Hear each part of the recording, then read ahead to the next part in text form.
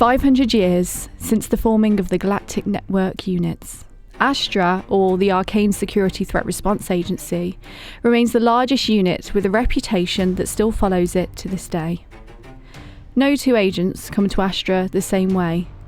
Some join as they feel indebted after their world was saved. Others grew up with tales of their heroic missions, counting down until they were old enough to enlist. Then there are those less willing, sent to work off a debt, or whose families would expect nothing less. Astra doesn't ask where you're from. They only care if you can handle what comes next."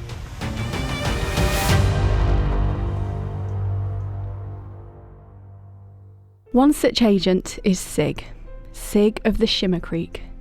In the shifting forests of Mistwood, where the great canopy trees migrate seasonally towards magical ley lines, the Shimmer Creek Otterfolk live in harmony with this chaos.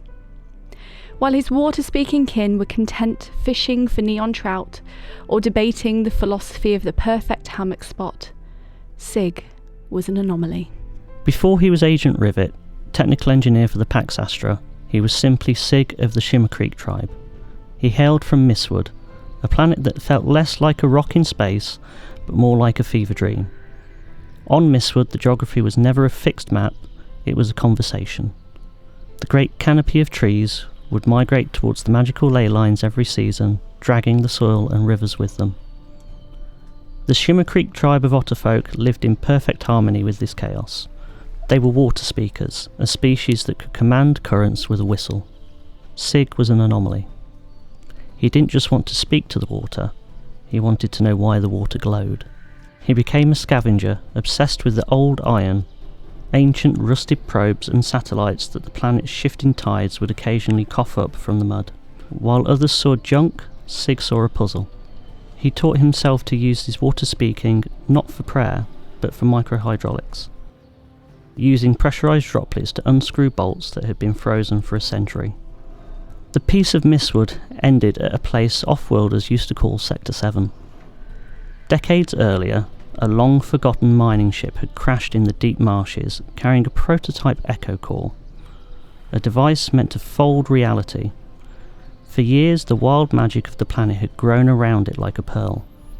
Eventually, the core began to fail. It didn't just explode, it tried to jump home. But with the roots of the great canopy tangled in its gears, it couldn't leave, and it tore a jagged, screaming hole in the ground as well as the sky.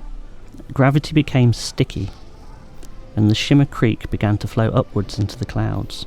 In shimmering ribbons, the local prow cats were being phased half in and half out of existence. When the Pax Astra containment team dropped through the cloud cover in their glittering metal landers, they didn't find a routine recovery. They found a nightmare. The Astra Valiant hadn't simply malfunctioned the moment she punched through the weather. Something took hold of her and pulled her down like an anchor. The landing struts fired on instinct, and the Valiant hit hard. The hull lurched, and the impact ripped through the fibre-optic neural link of the ship's nervous system, snapping the command pathways in an instant. The cockpit went dead. No power, no response. The containment team's heavy pylons couldn't stabilise the rift. The planet's magic was interfering with the digital shielding, and amidst the screaming energy on warped trees, they found a 2-foot-tall Sig standing on a crate. Sig had snuck past the perimeter sensors and was busy dismantling the gravimetric rift scanner with a piece of sharpened river glass. He wasn't stealing it for profit, he was trying to tune it. When Director Leopold Shuttleworth confronted him, Sig didn't cower. He pointed at the massive stabilisation pylons and shouted, "Metal wants to go left, but water wants to go up. You have to tune the frequency to the river's pulse." Shuttleworth realised then that his high-tech engineers were blind to the magic, and the locals were blind to the tech. Sig was the only one that was the bridge between them. He offered Sig a deal. Fix the ship that brought the scanner here and you can keep that device. Sig didn't just fix the ship. He used his dense coat to resist the magical feedback and crawled into the humming heart of the engine and manually realigned the fuses. Leaving Mistwood was quite a heartbreak. He had traded the scent of wet earth and the tight community of his tribe for the sharp tang of disinfectant and the Astra code of ethics. The transition was rough. Early in his career, Sig was constantly reprimanded for playing pranks on the navigation officers, or for sleeping in the water recycling tanks, the only place that felt like home. But he found his calling in the narrowest of places. The Pax Astra is a massive living organism, and Sig is its physician.